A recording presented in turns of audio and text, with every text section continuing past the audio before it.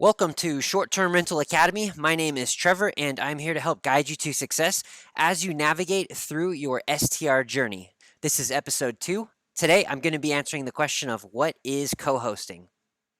Co hosting is the act of managing short term rentals on behalf of the host, or also known as the listing owner.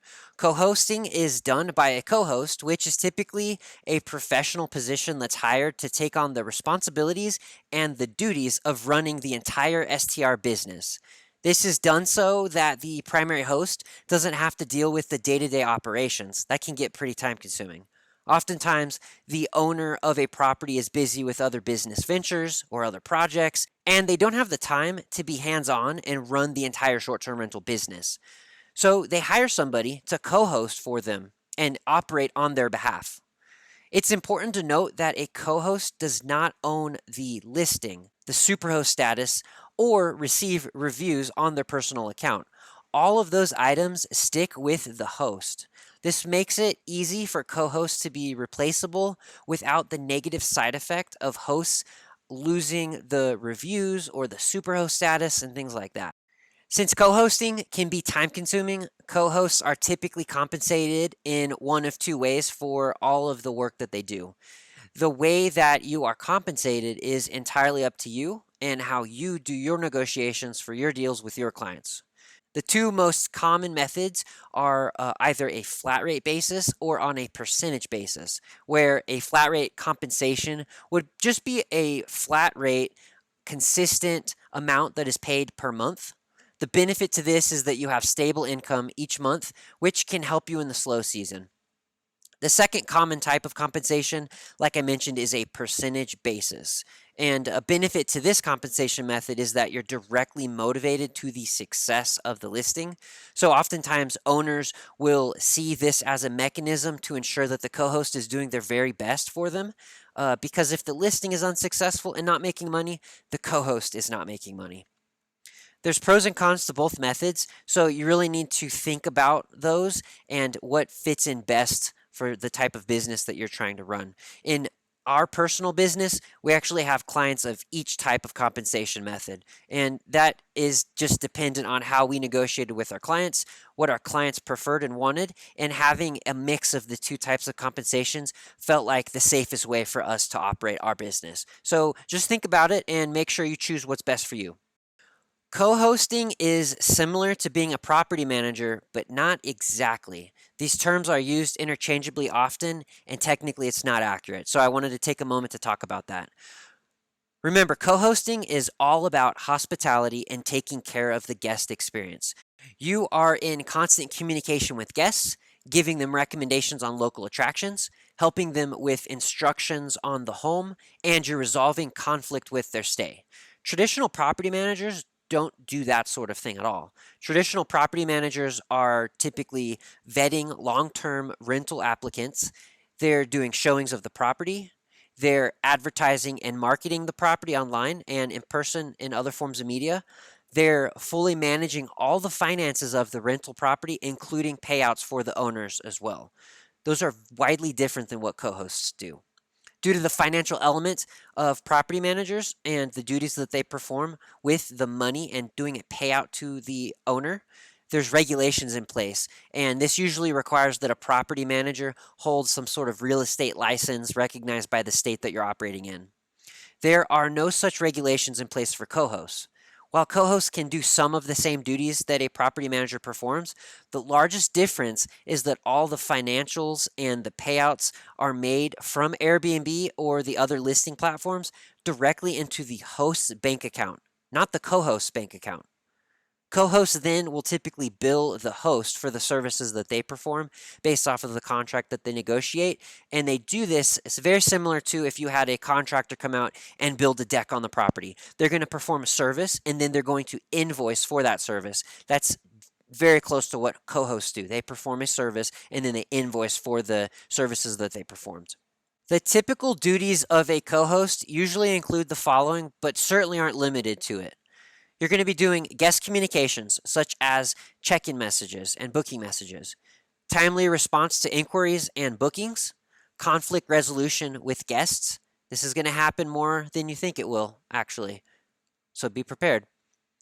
Answering guest questions before, during, and after their stays. Cleaning and turnover management in between guest stays. This gets a little bit tricky if you have same day turnovers, which is one guest comes in and they check out at 10 a.m. and then a new guest is coming in at 4 p.m. that day. So there's a 6-hour period called a turnover where you're going to turn the house over and get it back to the state where a new guest is going to enjoy it. You can also do cleaning verification and audits if you have a cleaning team, or sometimes people just do the cleanings themselves if they have a small operation. You're going to be reviewing guests and ensuring that the guests that you receive are accurate, disputing inaccurate reviews, especially if they break the terms of service that Airbnb or VRBO permit. Sometimes you can get bad reviews removed based off of that. You're going to be doing calendar management to prevent double bookings, which is when you have 2 bookings that overlap. Sometimes that happens if you have multiple platforms and you're not syncing correctly. You're going to also be creating damage claims and working with the platforms to recover those costs if damage occurs. Additional duties that are commonly done by co-hosts could include the following as well. You have price management, booking, marketing, and sales promotions, routine property management, property upgrades and repairs, contractor coordination and scheduling, and furnishing and designing. There's certainly more things that a co-host could do, but these are some of the most common duties that I've found in my personal business that our clients are asking for. Co-hosting can be time-consuming, as we've discussed, but there are smart moves that you can make inside of your business to help increase your efficiency and elevate the guest experience.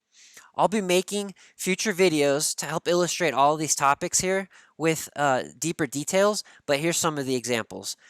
You could purchase and run some messaging automation software, especially if you have a large portfolio. It's going to get tricky having to send booking messages every time somebody books, having to send check-in messages a specific time frame before they check in. You want to send checkout messages. Sometimes you want to send a message that says, hey, the trash cans need to be taken out at this certain day. Or you're going to also want to send in morning after messages to see how the guest stay is going. There's a couple other things that we like to do in our business, and I'll talk about that in later videos. Other things you can do. Dynamic pricing. This is a fantastic piece of automation. What this does is it looks at the market, the short-term rental market that's around your listing. And it's going to see the availability and the pricing of similar units. And it's going to automatically update every single day the pricing for every available day on your listing versus how you do flat rate pricing where every day is $130, for example.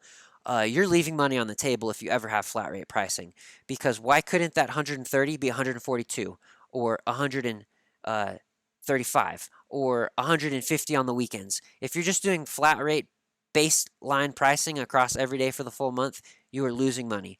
Dynamic pricing is affordable and it saves a lot of time. It also updates your pricing every single day, so that helps with the ranking algorithms because there's a lot of activity on your listings.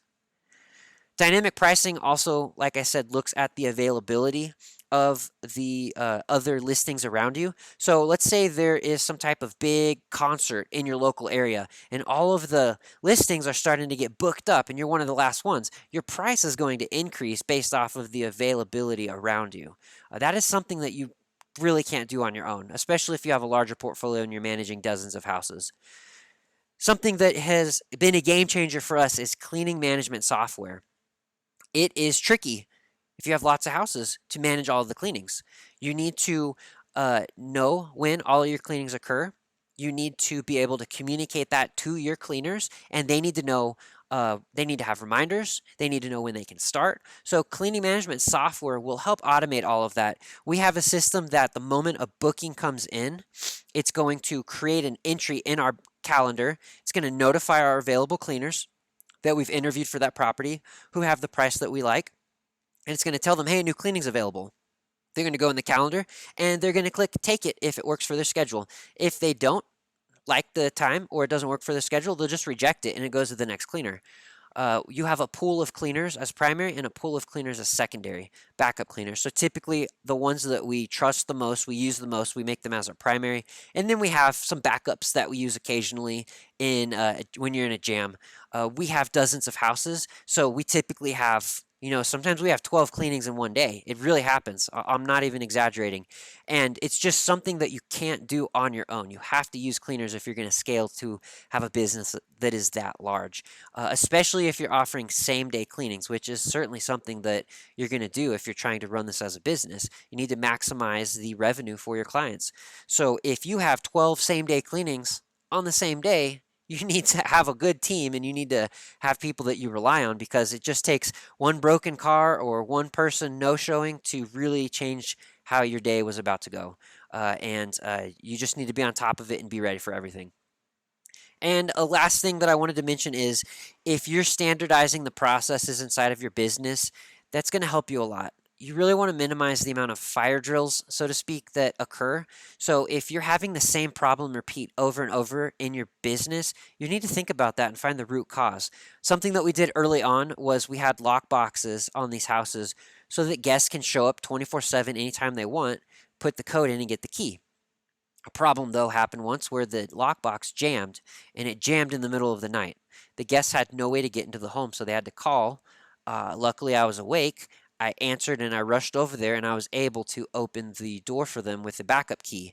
From that day on, every single property we have has a backup lockbox with a backup key inside of it, and we give instructions that say, if this jams or if you're not able to get it to work, go to this location where the backup key is. And that has worked really well for us. There are some houses that have the keypads, but again, single point of failures occur. Batteries die in the middle of the night, and you run into those issues all over again. So, those are some of the ideas for scaling and increasing the efficiency inside of your business. I hope you enjoyed this video. Please like and subscribe. That'll help me create more content for you. Appreciate your time. Thank you for watching.